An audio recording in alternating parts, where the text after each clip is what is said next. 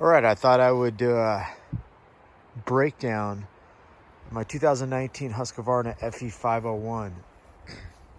This bike is set up specifically for a 2021 attempt at the Tour of Idaho.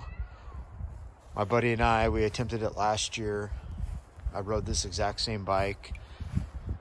We made it through day 4, and I kind of learned quite a few things. And there's a few things that I wanted to do to make this bike even better. So, just kind of start off with at the very front, kind of work my way back. This year, actually last year, I just ran the stock suspension. I did go up one size on the springs, both front and rear, just to account for the additional load. And we hauled way too much stuff last year. This year I'll be lucky if I take an extra pair of socks and a couple tools and maybe a tube. My buddy, he'll probably just be carrying a rescue kit, first aid kit or something like that. But we're going to be running just absolute bare minimum. I don't think that was our downfall, but nonetheless, we're going to make it even better.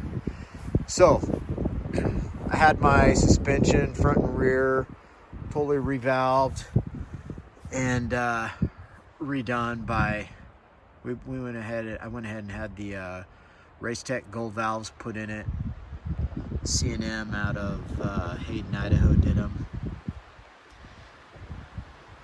So that is set up specifically for the Tour of Idaho, valved specifically for that.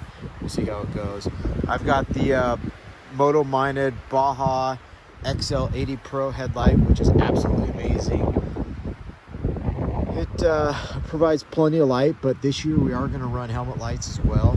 I just ordered the MotoMinded torch helmet light. I don't think that necessarily you have to go that route. I've also got the Oxbow that with the attachment to run off the bike. I think that would be plenty, but just figure what the hell. So let's see, we got that. I put the MotoMinded, I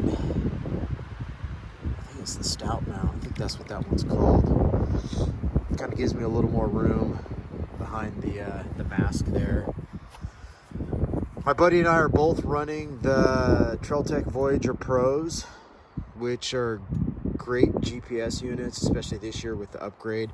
We are waiting on the upgrade. When they had the software upgrade last year, it got rid of your buddy tracking. So I could see where my buddy was, but I couldn't see where he had gone. That would be a huge help. So we're hoping that comes back before our 2021 attempt. That'll be huge. But now you can download base maps and things like that onto the Voyager Pro, which is nice. I'm also gonna run the Montana, the Garmin Montana 700i. We'll see how that does. I'm a little concerned about this setup.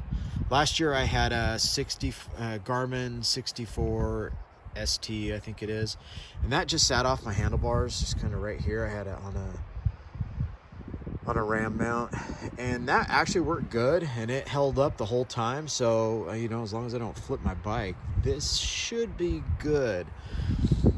The nice thing about this is that it does have the wider screen. That 64 was super hard to read. Matter of fact, eventually I just threw it in my pack and didn't even look at it. I went with the Trailtech Voyager Pro and my cell phone. My cell phone I ran most of the time. Again, we didn't make it the whole way. It wasn't because we were lost, but we did miss some stuff, and I think that just came down to studying the route prior. Kind of screwed up there. But anyway, I threw on the Midwest Mountain Engineering clutch lever. And really the reason why I did that is because with the Rekluse, which I've got, and I'll talk about that in a second, it was extremely hard to pull. It just very, very tough clutch pull. I did throw on the Oxbow hydraulic left-hand rear brake. We'll see how that goes. I don't know yet. I've just ridden around my property. It doesn't seem to be the most powerful, but maybe.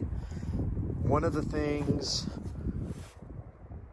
probably the biggest thing I tried to fix for this year's attempt was the cooling efficiency of this bike.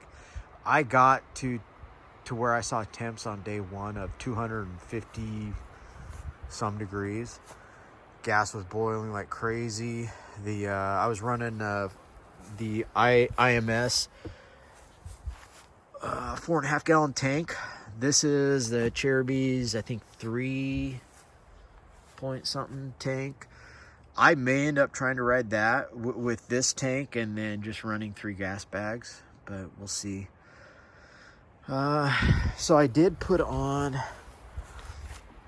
the stock radiator louvers. I will probably buy some flows just because I like the airflow of these a lot better than I had the bulletproof designs, which I really like. They're nice and stout, but I don't think they provided enough airflow. So I had I can't remember, I had an aluminum skid plate on before, and I went ahead and put on the AXP this year. I put the Trail Jammers stator cover just for some protection. The Dirt Tricks washer. Let's see here. The same chain that I ran last year, which is the I think it's the RK, and a DDC rear sprocket, which those are freaking awesome. I did get, just because I seem to go through wheel bearings quite a bit, and I don't like them notchy at all, so I change them out as soon as I start feeling anything. But and I was running, what kind of wheels are they? This is the wheel that came on the bike. I bought the bike with like, I can't remember, 8 hours on it or something like that. But the Reflex, or Rex Felgen, I don't know. The Rex wheels and hubs, and they're good. It's just I liked having the ability. They're kind of harder to find the wheel bearings for. So I went back to, I had the stock rims. They didn't have any hours on them. I just went back to the stock. Torqued all my spokes. Everything's good to go. Got the those Tusk, basically wheel bearing cover, the wheel bearing cover spacers. Put those on, so that'll do good. I've got the FMF 4.1. It's pretty freaking loud. I don't know. I must be getting older. Kind of liking the more quiet exhaust systems, and especially since you know, like on the Tour of Idaho, we're going for 15 to 20 plus hours a day. So this bike's pretty tall for me. I did lower it 1/2 inch in the rear, just with the Fastway linkage guard, and then I went with the low seat concepts, which was like they said, you might lower the seat height about 1/2 inch with the seat, and then I had a 1/2 inch down below. So I was right around 1 inch. Did make a big difference. However, when I had my suspension redone, I just went back to stock height on everything. With the seat, I think it's going to be just awesome. I did put on a kickstart kit for this year. And again, I was trying to get the most cooling efficiency as I could. So I went ahead and put that Boise impeller on it. I don't know if it's going to make a difference, so I'll give it a shot. I haven't really ridden this thing since I put it all together over the winter. I've got the Rekluse, checked all that. Getting that thing dialed in is a little bit tricky, and probably just because I'm not an expert on the Rekluse, but I can't imagine doing the Tour of Idaho without a Rekluse. It is that big of a difference.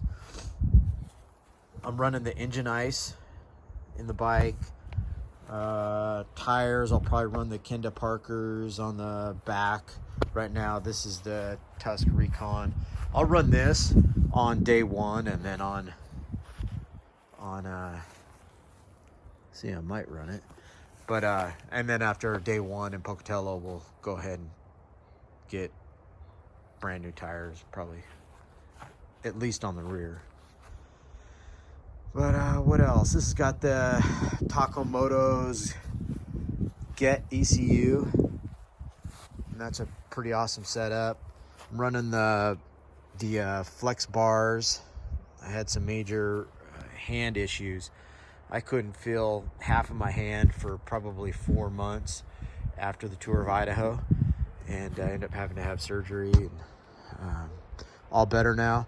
I did get I think this is the Sick Ass Racing headlight switch, just because it is more narrow, and with that left-hand rear brake, I really ran out of real estate on these bars. So I'm able to fit everything on here as it is. And then the Sick Ass Racing kill switch. And trying to think of what else really I've done to this, but this bike is absolutely dialed in. This is dialed in for the Tour of Idaho specifically. I'm not going to put many hours on it. I will go ride it, test it, make sure everything's working good before we launch. But just kind of if you're thinking about doing a Tour of Idaho, this is an awesome machine. It does absolutely everything phenomenal. I rode it in places that, geez, I still can't believe that these bikes were able to take the abuse.